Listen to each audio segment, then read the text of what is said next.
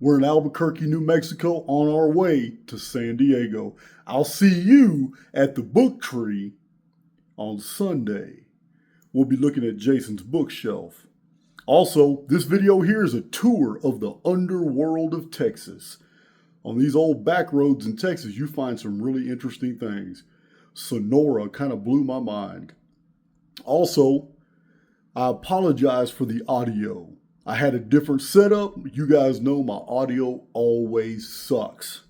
So, deal with it, because I got some real massive truth bombs in this video as you tour the caves.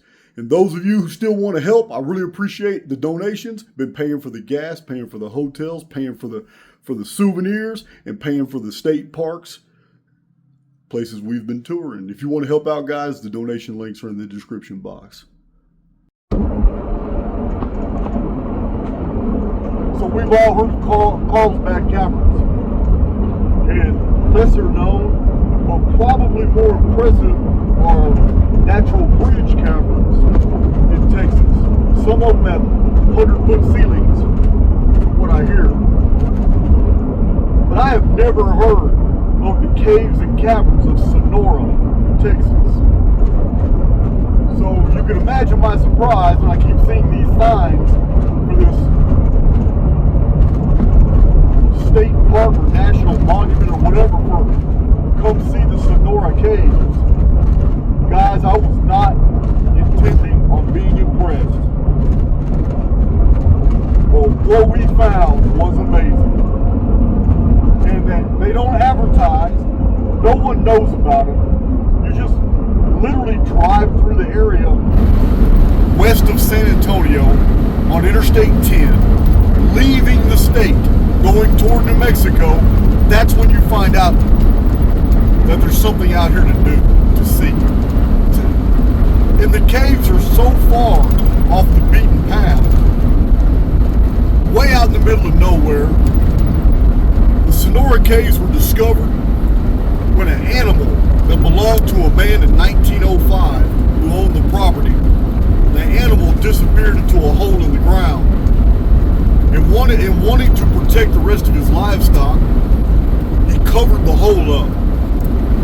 This, according to the story, 1905 is when the hole was covered up in Sonora, Texas, middle of damn nowhere. So it would be a lot of years later, like 44 years later, 1949. In 1949, the Sonora caves were explored for the very first time. So we went in there and videotaped the whole 2-mile walk, 150 feet underground, 75 years after the caves were first explored. I was pretty excited about that. On my way to California, I didn't anticipate finding anything like this. So we go into these caves, and they warned us. They said, "Hey man, take your coats off, take your jackets, sweaters. It's cold outside." They say before you go down in here, you gotta understand it's 80 degrees all year round in the cave. It's real high humidity. They said it's got CO2 readings that are unusually high in the caves. There's fungus in the caves. Water sources, crystal clear water coming up from subterranean sources. There's frogs in the caves and cave crickets that are completely blind. Albino crickets. In this video, you'll see twice I zero in on the cave crickets. They live in pitch blackness. It's crazy. So there is an ecosystem down there. There's definitely an ecosystem. But this is Sonora, Texas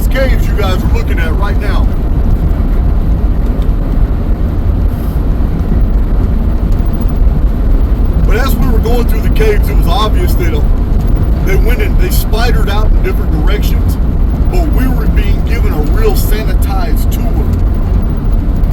We weren't allowed to go into any of the adjacent caverns and caves, although we could look in them. And I'm showing you, the reason I'm panning the camera back and forth so much is I'm trying to show you this isn't a single cave.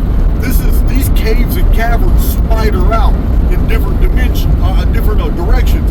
They go up, down at different angles, 45 degree, 35 degree, 15 degree angles, up and down, diagonal.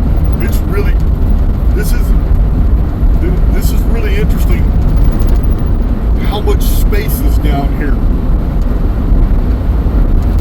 And the hill that we're in is no different than the other thousands of hills you've seen in my videos as I'm doing van vlogs. It's indistinguishable from any of these other West Texas, New Mexico hills.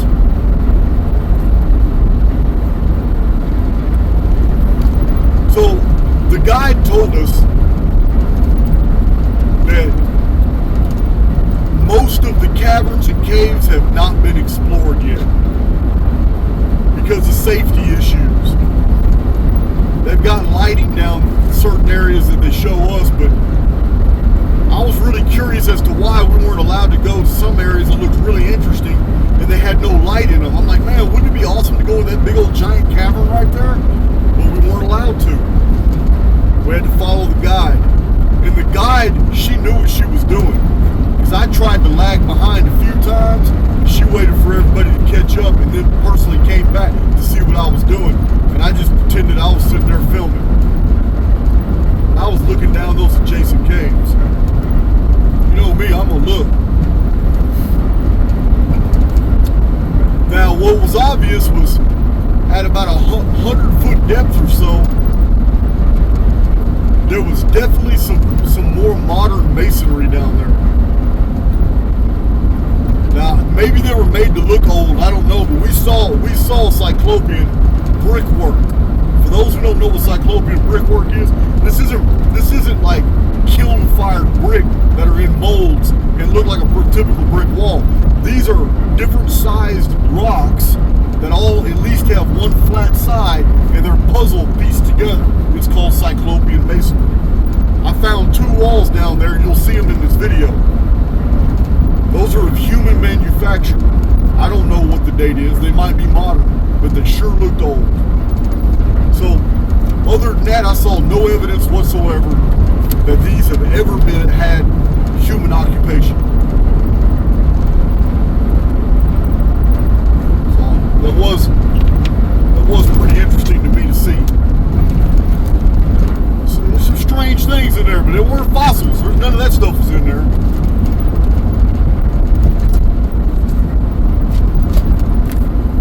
So, I don't know. Just don't know. Get through these old turns. Going through the hill country of central New Mexico right now.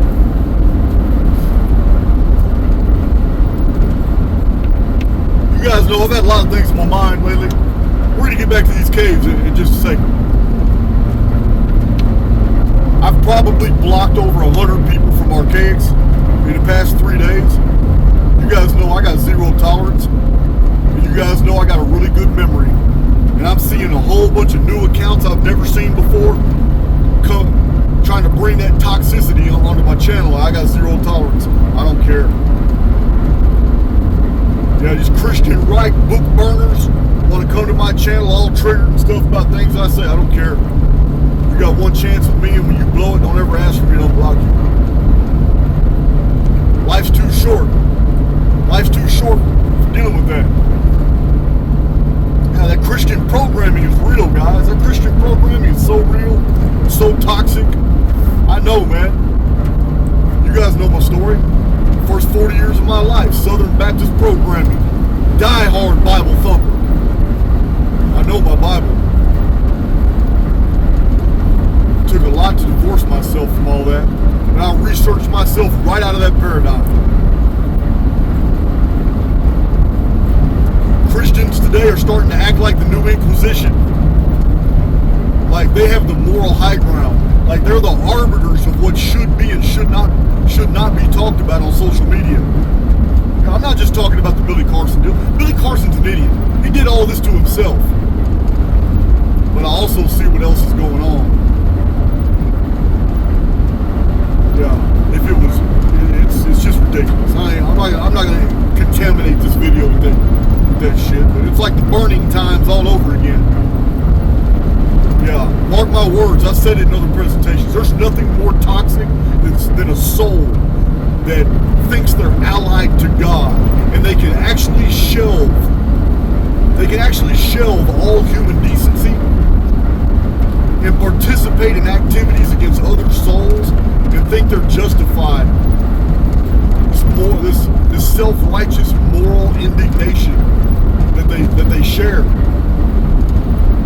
It's no different than the 12th, 13th, 14th, 15th, 16th century during the burning times when it was Christians at the village square watching some poor 16-year-old tied to a stake, burned alive because some other jealous 17-year-old girl is accusing her of witchcraft.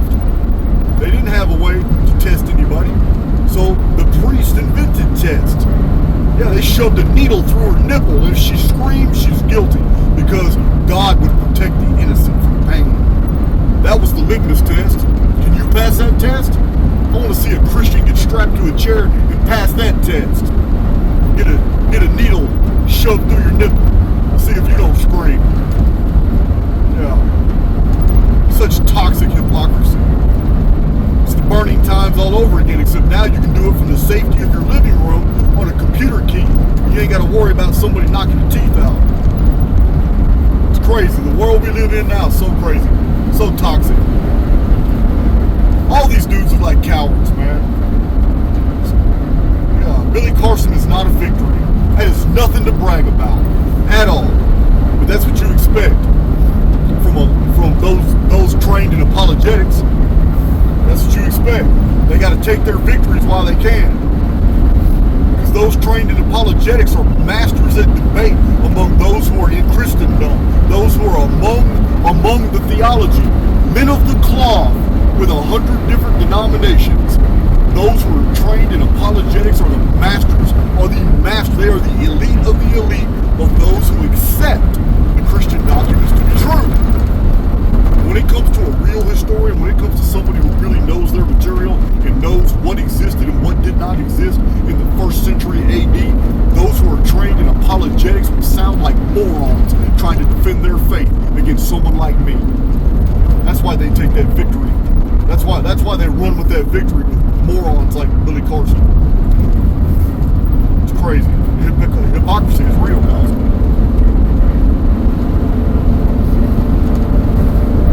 It's been going on for a long time. It's nothing new. There used to be a scholar, a female. Her name was Hypatia. She was a mathematician. A lot of men were jealous of her, trained in the Alexandrian library. Many of the authors of Byzantine times, they wrote about her. Hypatia, she already knew that Christianity was bullshit. The whole thing was an invented religion. Hypatia was among the academic elite of her time. Christians couldn't stand her, so they got together. They couldn't defeat her arguments. They couldn't overcome her in debate. Couldn't do this. What they do? They abducted her off the street, strapped her down to a stone table.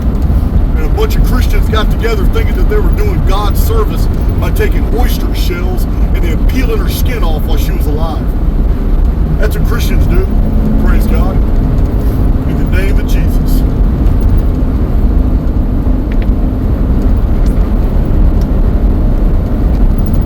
I'm going to talk about it tomorrow, guys. Today's not the day. I'm going to get back in these caves. I'm going to get back on these caves. But you got a Christian rant coming tomorrow.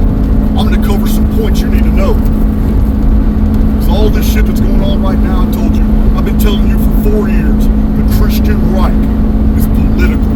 They have an agenda. Many of the participants, podcasters, those who got content creators, they don't even know that those who are pulling their strings have an agenda. Most of the participants don't even know what's really going on. World War III is on the horizon.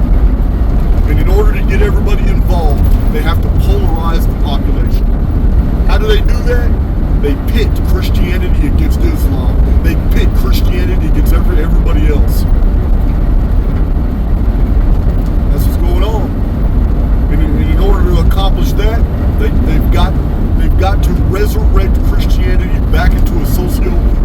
status. This is why so many popular pundits are all of a sudden, in the last year, claiming to be Christian converts. It's all by design, guys. It's all by design. So it doesn't matter. They're just willing, you know, they're unwilling participants. They don't really know what's going on. But you guys do. You've been following me long enough to see these revelations I've been revealing to you, how all these things unfold. It's amazing, guys. Sometimes it sucks to be wide awake because you realize the whole world's asleep. It's crazy. Beautiful country out here. It's real beautiful country out here.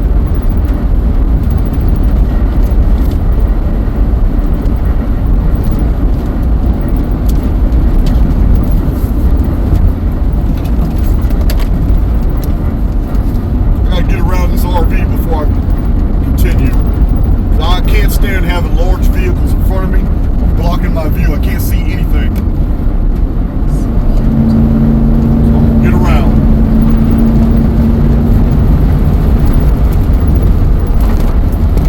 I got to see the open road out here. The reason it's important to see the open road when I'm on these long treks like this is because one 3, 4, 5, 6, 7 inch pothole will take out my whole control arm. It'll take out a whole assembly. Yeah, and they're out here too. They're out here too. That's why when I follow 18-wheelers, I pay attention to what they're doing. You see an 18-wheeler swerve, they're not drunk. Most of the time, they got a better vantage point. Most of the time, they can see those big old holes in the highway. Way out here in these long stretches, they don't come out here and repair these highways like they should. Good now, my visibility's clear now. The Sonora caves, wandering, I mean, you can see the footage now. The Sonora caves, they really do give you some perspective about how much space is really down here in the underground. Space is phenomenal. It's phenomenal. There's a lot of real estate down here, guys. Way more than you could possibly imagine. I've been driving for hours in a straight line across New Mexico. You can imagine. I'm going to give you an illustration before the end of this video of just how many people can be underground and no one would ever know it. I'm going to give you an illustration. You got to understand there's more real estate underneath us than there will ever be on the surface of the world, ever. There will always be more real estate underground.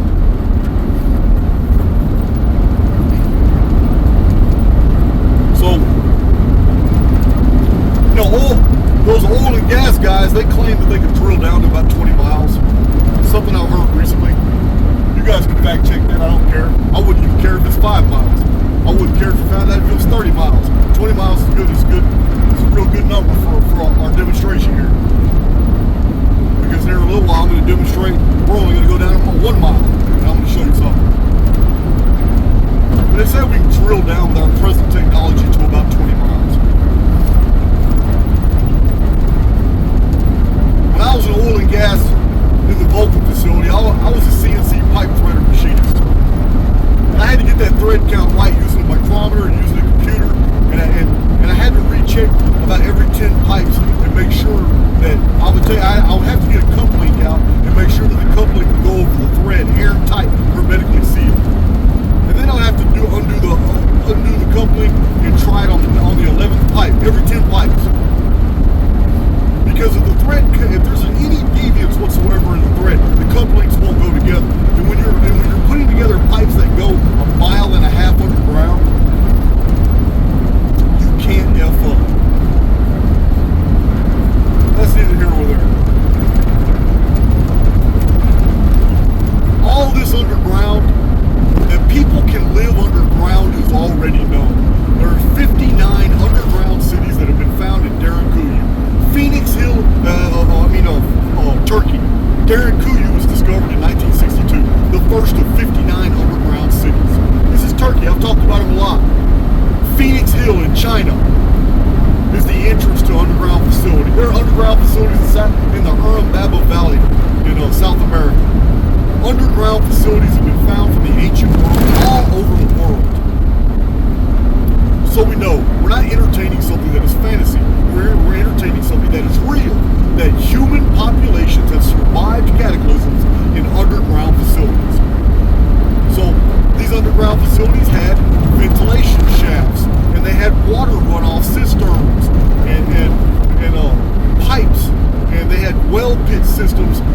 even if the surface flooded, the water would be channeled away. If the caves got flooded out. So, we know that fungus grows in the underworld. We just discovered that in Sonora. We also know from other cave systems and also deep sea exploration, we know of the existence of bioluminescence. So it would not be difficult for a technologically advanced society to come up with a way to genetically modify mushrooms with jellyfish DNA and to come up with bioluminescent mushrooms. To have fungus growing in the underworld that glowed in the dark to provide a light source. All these things are possible. They probably already exist. We have bioluminescent entomologists have already explored the world enough to tell us that there are many species of insects that are bioluminescent. Okay, we know that there are animals, fish, marine creatures that are bioluminescent. So, because bioluminescence exists, that means that, and because we have genetics, and because we can genetically modify foods like GMOs and animals and create hybrids, then it's not a stretch of the imagination for a technologically advanced civilization to create bioluminescent fungus, bioluminescent organisms, bioluminescent insects, bioluminescent foods, bioluminescent materials to be introduced into bioluminescent ecosystems in the underworld so humans can see. We also know that humans have a genetic ability to adapt to their environments. Our eyes adjust very quickly. We also know that underground lakes are full of fish. Different lakes far apart, sharing the same species of fish because underground rivers, underground streams, underground aquifers are full of marine creatures. The underworld is full of life. So there's a food source down there. There's natural resources. If you're living in the underworld, it's not hard to find coal seams. It's not hard to find minerals. It's not hard to find ores. Everything accessible on the surface world is accessible in the underworld. Fresh water, underground lakes, rivers, springs, geothermally heated springs. That's all. Every bit of that's in the underworld. Minerals, ores, coal deposits, all kinds of fuel sources are in the underworld. None of these things are exclusive to the surface at all. We also know that there's breathable air down there. Perhaps it's the fungus, but more likely it's the large bodies of water, the aquifers, the water table, subterranean lakes. No, there could be subterranean seas. We know the whole state of Texas is on top of limestone caverns full of water. Maybe the whole world is. Maybe the whole world is. We don't know. Yeah, to introduce an ecosystem that works would not be hard. It just takes a little practice. Who's to say it hasn't already been done? If you can introduce ecosystems and if you can terraform the surface, then you can do it. You can definitely do it to the underworld. There would be no problem.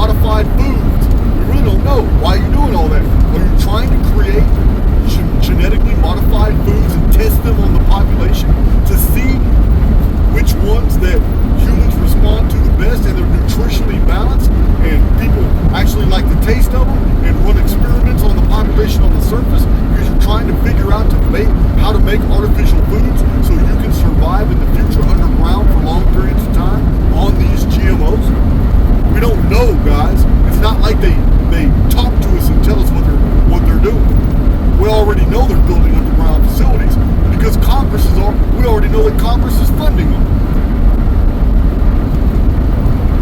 Cheyenne Mountain is by far not the only series of underground facilities that we have. It's already in the public domain that there are underground cities in America. Not all of them are military. We just don't know.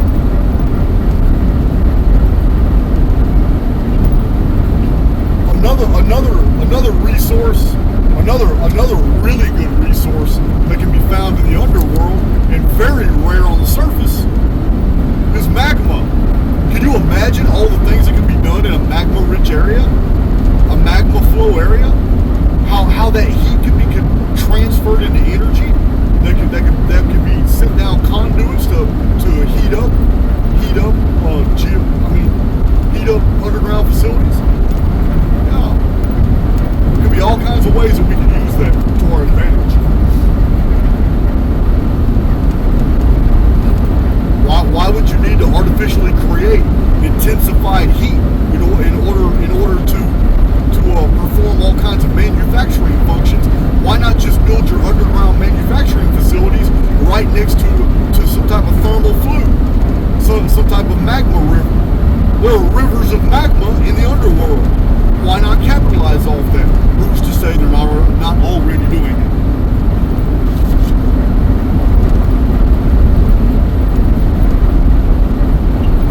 Underworld's a hell of a place. Like I said, guys, we just don't know.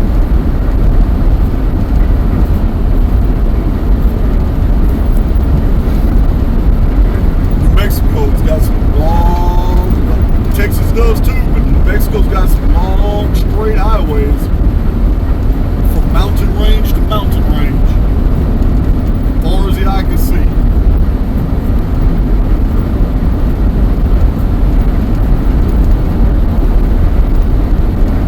Yeah, the congressional funding for the underground cities.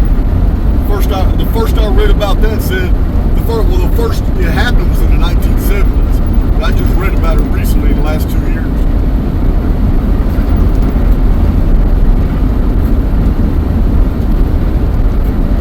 So, living in the underworld is not beyond the human technological capacity today. It's just not. We already have boring technology made by Tesla, used by the U.S. Air Force. Yeah, remember I told you guys, Tesla's not about space. SpaceX isn't about doing anything in space. That's all psyop. It's all about underground technologies. It's all about creating electric technologies, perhaps for using in the future underground.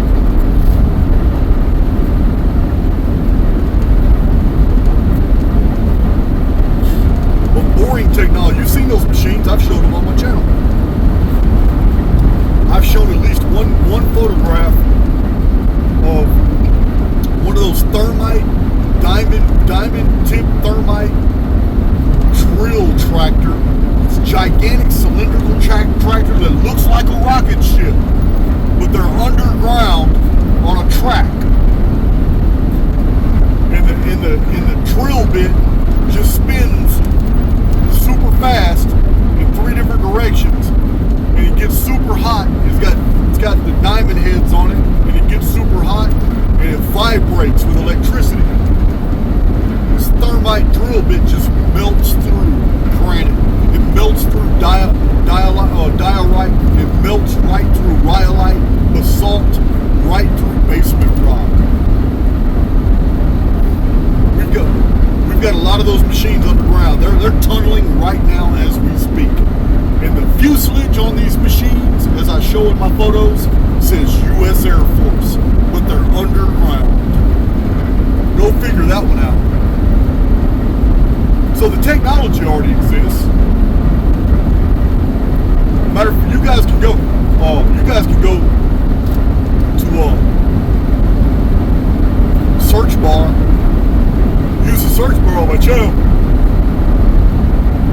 I have a single video about underworld cities of America, where I show about 60 to 65 actual photos of underground cities right here in the United States. Massive complexes that are underground, not even a secret. They're a part of the public record. Yeah, you ought to check that out, guys.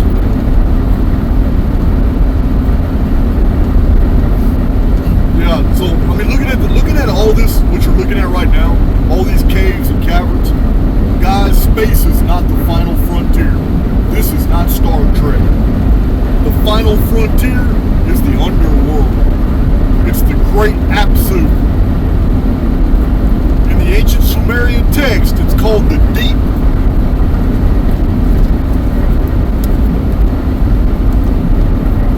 The final frontier is the first frontier. What do the Native American traditions say? Where did the fathers come from in the time of Spider Grandmother? The fathers came from underground. What was the civilization of the fathers called? In the time of the dark purple light, they were called the ant people. Why? Because ants live under hills, underground, in tunnels. This is where the traditions of the kivas come from, that look just like the ones that go Bekli Tepe. The kivas associated to underground cities built after the people came back up to the surface. The story of Enki. Enki was called Lord of the Earth only after he appeared on the surface of the earth. Before that, Enki was called Ea. Ea means Lord of Water, Lord of the Waters. This is why the Sumerian depictions of Enki show him with water coming off of him. Even Thor Heyerdahl and Samuel Noah Kramer, both Sumerologists that are with higher qualifications than Zechariah Sitchin, said that the ancient Sumerian depictions of Enki show water because it was known that he came from the sea. He came on a fleet of ships. Later he was called Oannes, and they depicted him as half man with a long beard and the body of a fish, because he came from the sea. But the Lord of the Sea became Lord of the Earth when he landed his ships, because he lorded over the Sumerian people, who called themselves the black-headed people. They couldn't grow facial hair. And they were amazed by these really tall people with beards. Called them the Anuna. The Anuna came from the Apsu. The Apsu was the Great Deep. The Great Deep was just a place below the world. But later on in Babylonian times, it got confused with the ocean. And in the confusion, the Apsu became confused with the ocean, and it was called the Great Deep, only because it was known that Enki was a mariner, and he arrived by way of Dilmun, the island. Therefore, he came by ship. All the traditions kind of got mixed together over millennia. But Enki in 3439 BC appeared after a cataclysm. He appeared from underground with the Anuna technology intact. That's how the historical record actually begins. Post-reset, underground cities are where people survived. They came to the surface. I've shared with you guys before a Frisian legend about King Archaix. The Frisians lived in Phrygia. Phrygia was afterward called Lydia. This is the ancient area of Anatolia. Anatolia is the Hittite domain. This is all Turkey. What else is there? All the Tepe sites. What else is there? All the Huyuk sites. What else is there? All 59 cities that were found underground. Derek Kuyu being the first one found. So, we have a chain of historical custody for these traditions. We have a legend of King Archaix who knew a cataclysm was coming, and he was desperate to save his people. He knew a flood was coming, but what did he do? He didn't take people to the mountains. He built underground cities and saved his people. How do we know that they survived? Because they told us the legend. If no one survived, no one would have told us about King Archaix and his underground cities. So, the fact that we found underground cities in Phrygia is pretty good evidence that the legend is historically accurate.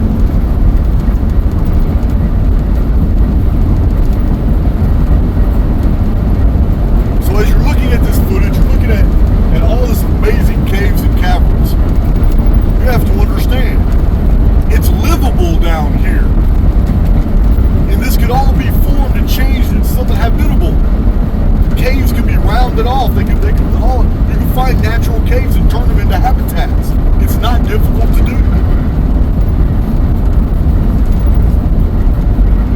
Not difficult to do at all.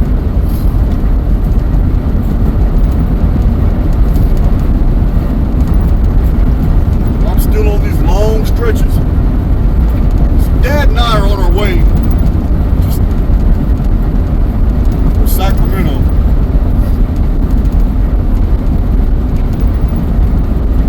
Sacramento, California. I've been there 4 or 5 times as a kid. Dad and I used to fly in Cessnas right over this same area. We used to stop at Albuquerque, New Mexico all the time, on the stops. Visit family. We used to go buy shrimp from San Francisco Bay. On the way back, we loaded the plane down with shrimp and brought it all the way back to Texas. Yeah, that bay shrimp. We're going by van now. Going to Sacramento to visit family in San Diego, to Book Tree, stop in and pick up a bunch of books from my publisher. Talk to some old friends. You guys know, man, there's been a lot of changes in my life. There's been, had a lot of people dropping dimes on me for what they thought were illegal activities, and law enforcement getting tired of it and actually investigating, and then investigators not really knowing what was true and what was not, building up dossiers and giving it to a prosecutor, then a prosecutor taking it to court, and then me having to get an attorney. I got arrested by the U.S. Marshals. All kinds of things going on in my life, guys. Then me providing emails to my attorney that he provided to the judge, and then the judge like, oh shit. Somebody wasted 6 months. A massive amount of money was spent investigating me for 6 months. All kinds of details, surveillance at 3 different locations. Come to find out, I'd covered my ass. I had literally done almost nothing wrong. Yeah, I got hit with a 9-point indictment. That it could have sent me up to 10 years in prison until the court sorted the details out and realized there was nothing here. Been through a lot, guys. I mean, my legal defense cost me a lot of money. I shit out a lot of money for that. But you know what? It's all good. It's all part of the deal. When you put yourself out there in the public like I do, you got to accept all the consequences. I got a lot of people who hate me. Now, none of them are qualified to hate me, but that doesn't stop me. So a lot of these things have affected, my relationships. It's been stressful on my dad seeing me go through this stuff. I've had to relocate and move around, and I've had strange people showing up on my property, and then they leave, escorted out by people in my neighborhood. Everybody in my neighborhood's got assault rifles. Everybody in my neighborhood knows who belongs, who doesn't. You know what I mean? You guys have seen my property. I got cameras everywhere, fences, big dogs. Yeah. I've had a lot of people, strangers, show up on my property, thinking that it was going to be a friendly visit. I'm a friendly guy. I got a big heart. But if you come to my property, you're out of line. And I've let several people know that real quick. And they saw that Jason, there's a whole other aspect of Jason they didn't know. Yeah, I've been real downright stern, forceful, and rude with people that have appeared on my property. I really don't care what their intentions are. But if you're passing through Texas and you come by real close and you drop an email to me, say, hey man, look, I'd like to meet you for a coffee or a beer or something. I've done it many times. There are many people probably in the chat section right now who can tell you, shoot, I talked to Jason. I stopped in. I went to Starbucks with Jason. I had lunch. I've had lunch and dinner with a lot of people just passing through Texas. Yeah, I'm not inaccessible, guys, but there are boundaries. Dawn took a lot of heat. The trolls really attacked her. I'm talking about personal attacks. It affected her health. You guys know she's hospitalized, but it had her issues. You guys were with me. I stayed in the hospital with her. Her issues were different. They were due to other things, but they were exacerbated because these trolls, man, they're just absolutely heartless. They were dragging her through the mud, and it caused a lot of stress on the relationship. But you know what? It's all good. We all live and learn, we all grow. But I've said from the beginning, from the inception of my channel, because I knew what I bit off. I didn't bite off more than I could chew. From the very beginning, I have told my channel multiple times that I know my life is different, and I know that I'm a man on a mission. I know that I was not put in prison for 26 years with this absolutely innately, intrinsically curious mind. This ability to just go through a tremendous amount of sources and abbreviate everything to the lowest common denominators and simplify very complex subject matter in order to rehash it all in the most simplistic terms for everybody to understand and follow me. I was not given this gift for just any reason. And there's no way I'm going to squander such a gift at all. And I've told my community that I know what type of life I'm going to live. I'm not that relationship guy. Not because I'm heartless. I believe just the opposite. I'm always preaching about intuition, empathy, and imagination, but I am not that relationship guy. And the reason I gave is because it would never be fair to the person that I was in a serious relationship with. Because my mind is hyper-focused on what I do. And I would never intentionally try to ignore someone, but that's my default. That's what I keep defaulting to. I keep going right back to work. And it alienates people.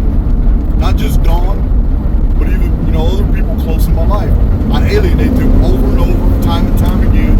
And I'm wrong, and I can apologize all I want, but how genuine, how genuine is an apology if you still default back to the same behavior over and over again? So I've told my community, I'm not that relationship guy, but I try. I found a woman that I liked, very attracted to her. We got along really good. But where this is leading, I'm just gonna be honest with you guys, Dawn and I have been talking about it for months, about go ahead and just separating. But not on bad terms at all. Dawn is a beautiful woman. She's absolutely beautiful, inside and out. But that doesn't mean that we're right for each other at all. And this has been up for discussion for a while. But she and I are both adults, and we didn't involve the community. It's really none of your business until we tell you it is. That's where we're at now. So, one thing that I admire about Dawn is that if I'm doing something she disagrees with, or if I have said something, or my behavior has affected her in some way, she's real quick to pull me inside and basically just tell me, oh, this is not okay. That's her catchphrase. This is what she says. She said, Jason, this is not okay. Now, there's been times she said this to me, and I thought about it, I processed it, and I apologized, and I said, you know what, you're right. I'm sorry about that. I didn't even think about it. I wasn't even thinking about all this from her perspective. And we go on our merry way. There's other times between Dawn and I where she would say it's not okay, and we would disagree. And sometimes there's just things that we can let go. And on certain issues, because of her upbringing, because of my upbringing, because of the things we hold to be true, because she is very strong-minded, and she is very stringent in her belief structure, and so am I. And it doesn't make either one of us right or wrong. It doesn't make either one of us right or wrong. But we both recognize that it's not okay. Some aspects clash very, very hard. It doesn't mean we don't have a profound respect for each other. Some things are just not okay. Our beliefs are very, very different. So while we've agreed that we're just not good personally, we are as friends, but we're not just good in the serious relationship. The serious, lifelong romance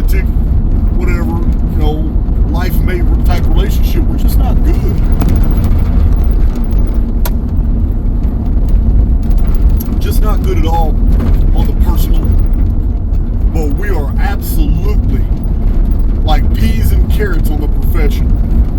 Because I'm going to tell you now, she has a genius for what she does. A genius, there's no doubt. She has a genius for what she does. You guys know that she's helped so much with Archaix. I would never ever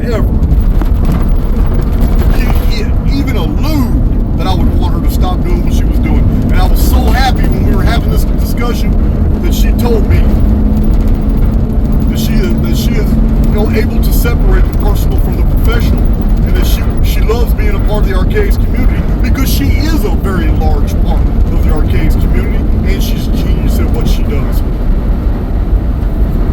So that's where we're at. I don't want to walk on eggshells. We don't want anybody sitting here speculating. It's already been appearing in the chat. Why, how come Dawn and Jason haven't been seen too much together? How come listen, man, there's no more room for speculation. We didn't want to tell anybody until we were absolutely certain. That's what people do. Neither one of us are rash. Neither one of us are impulsive. Life's too short for that.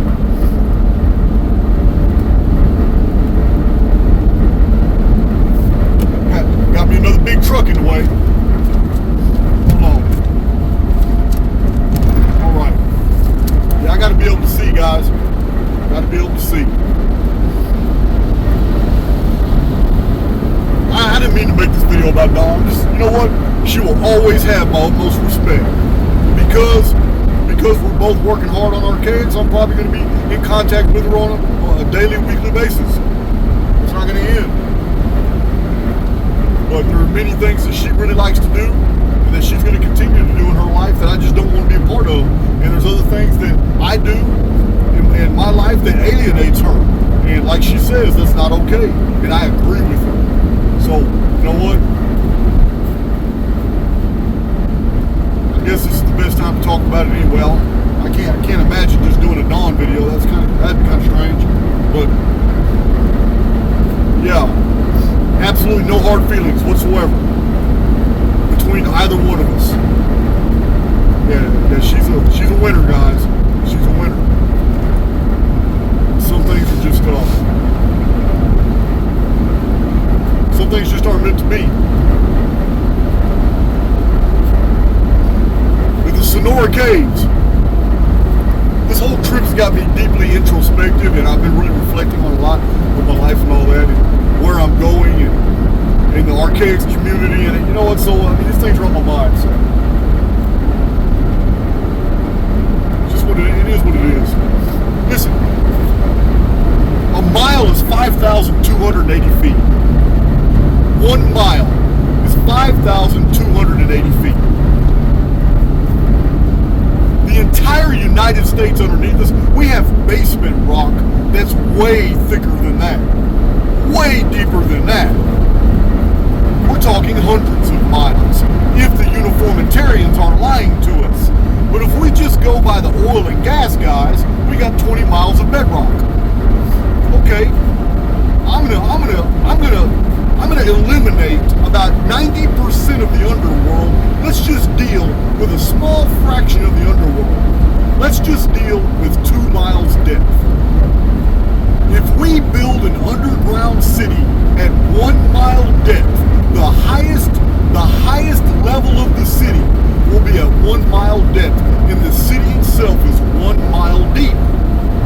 So we have an underground city built like a rectangle that starts at 1 mile deep, that's the top, it goes all the way down 1 mile. 1 mile, that means the city is 5,280 feet high. So a quarter mile is 1,320 feet.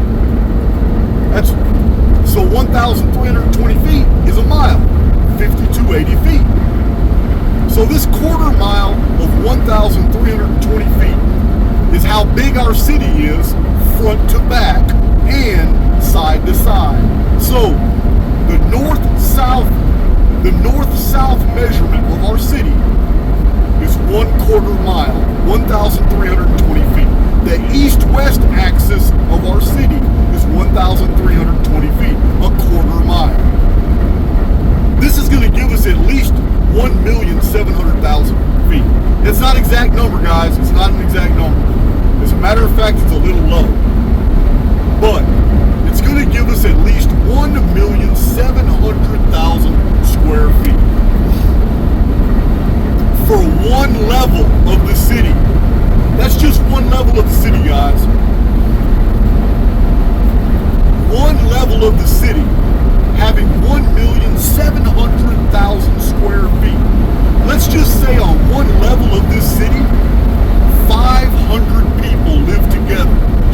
level.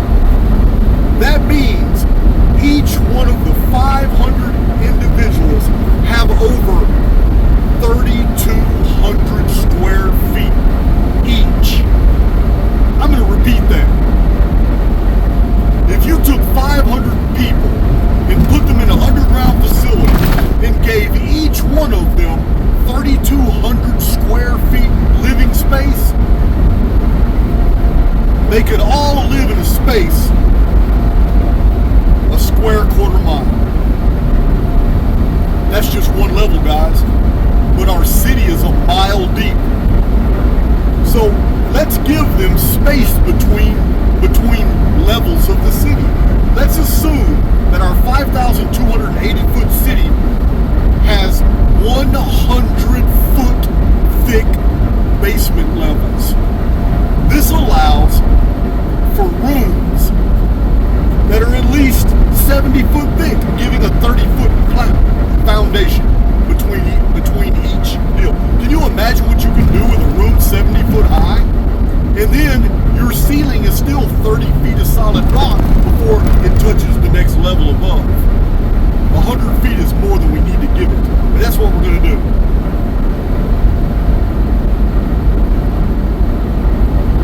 A facility 5,280 feet deep, being 1 mile, 100 foot thick levels gives us an occupation levels numbering 52. 52 levels of occupation. Each one 1,700,000 square feet, containing 500 people that all have plenty of living space for water storage, animals, for personal belongings, for natural gas, whatever, fuels, everything, storage facilities, granaries, whatever, seed bins, whatever each individual needs. 500 people per level, 52 levels, means that our small little city is 26,000 people living in our one little facility. And if you were to blow up just a map of New Mexico, let's just use New Mexico as an example. All you have to do is use a computer, blow up a map of New Mexico, and take a pen, a ballpoint pen, and find any area on that map and put a tiny little ink dot, just a tiny little ink dot on a map of New Mexico. That's the size. That's the size of our one underground facility, 1 mile deep, surrounded by nothing but thousands of miles of bedrock in every direction, housing 26,000 people, 1 mile deep in the earth, that have more room than they could ever need in their entire lifetime. Yeah, guys, there's way more real estate in the underworld than there is on the surface. I'm going to give you another example. If you took the tallest building in the world,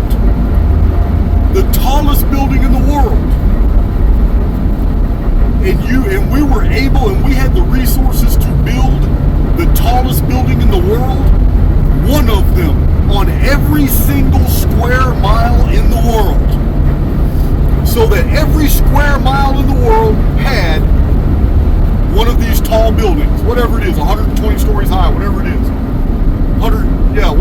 140 stories high. Every square mile in the world had one of these tall buildings. The underworld could still house more people than the entire surface world. Got to do the math, guys. All the resources to survive, to build habitats, to be protected through resets and cataclysms, all those resets are in the underworld. I mean, all those resources are already in the underworld. They're there. Can't deny that. Just can't deny that.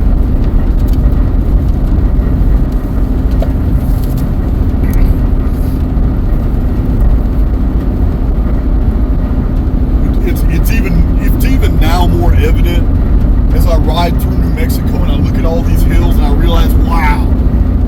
every one of these small hills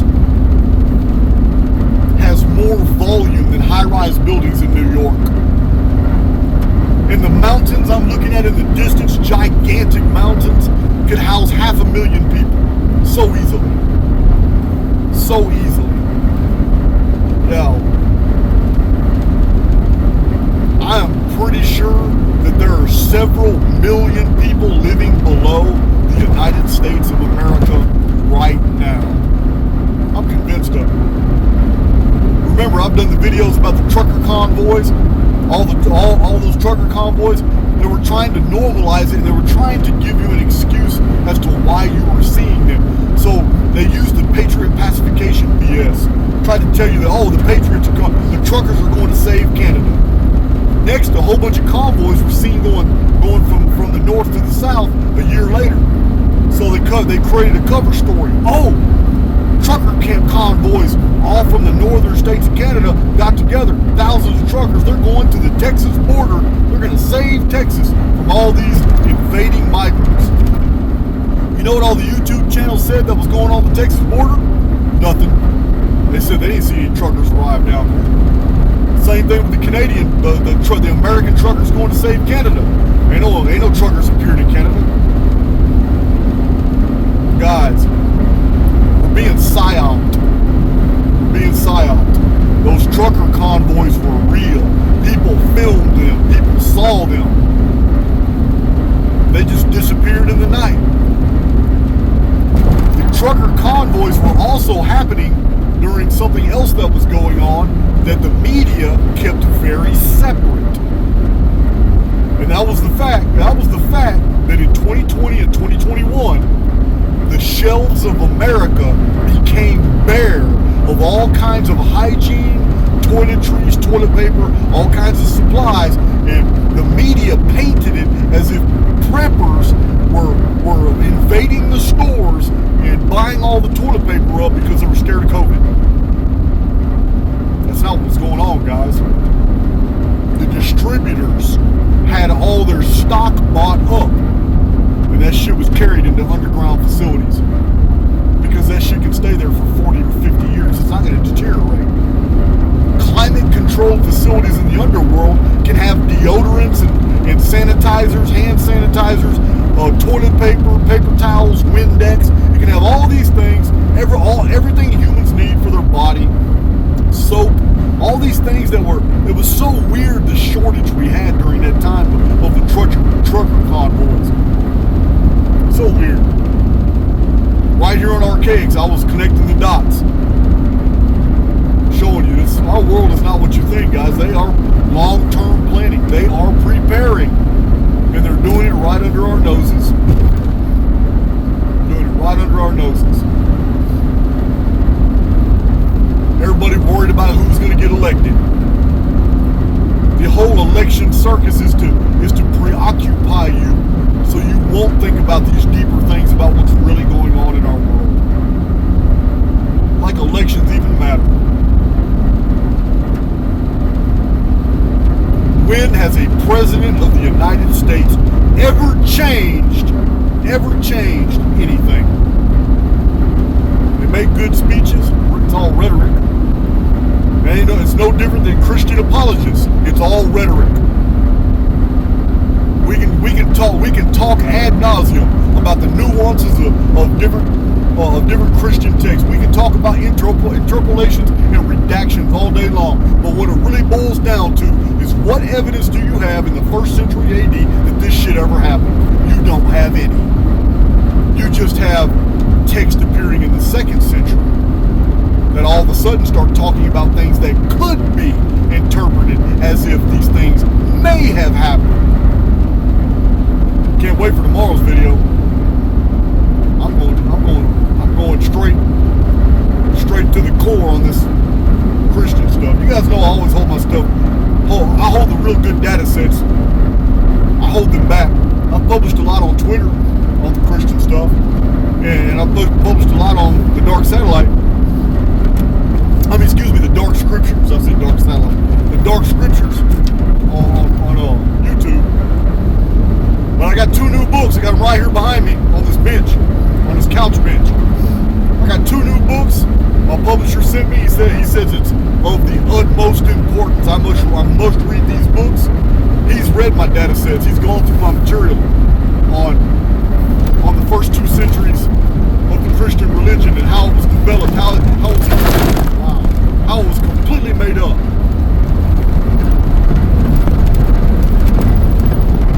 This on the highway is a nightmare. That's bumpy as hell.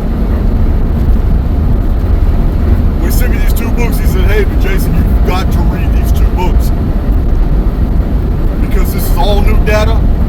This is new mind-blowing material on all these Christian forged texts and all that. You need to check it out." So that's what I'm doing now. I got them in the van with me. I'm about to go through them and data mine them and add them to my data sets. And you guys are going to see them. You know, I got a whole other back on that.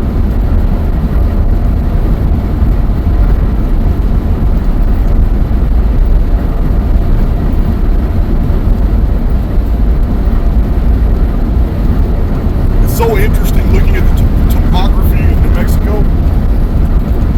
All the hills that are a couple hundred feet high, they're all rounded and they've got large round stones on them. Every bit of it looks just like it's been underwater for a very long period of time. Water flows is what creates that type of geography, but there's no more water here anymore. But all the mountains that are in New Mexico that are in between all these broken hill lands, and all these hills are smooth and rolling and round. All the mountains, there's nothing round or about their contours at all. They are very jagged. Some of them look like broken teeth going into the sky. There is nothing about them that shows that they're submarine. To me, they look like the islands of an ancient sea, and that I'm driving through an old seabed. All New Mexico looks like this.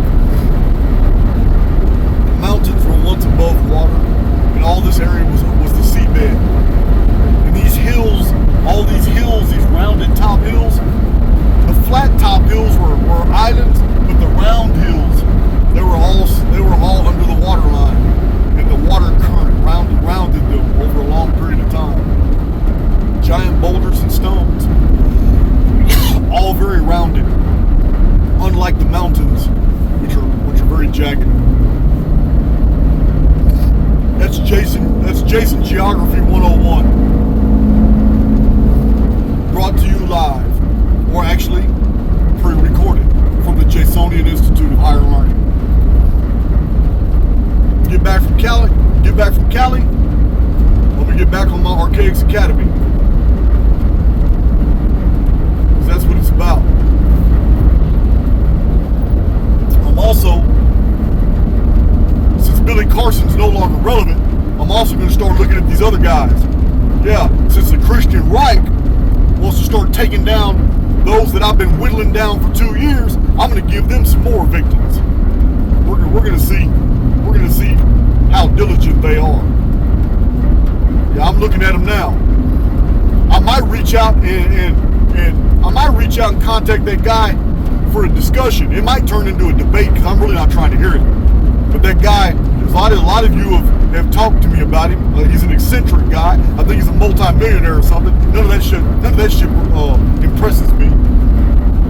But yeah, I'm not buying what he's selling. He may have some other good stuff, but I might just invite him to a discussion about the zodiac he claims he found in the Great Pyramid, because I'm calling bullshit on that.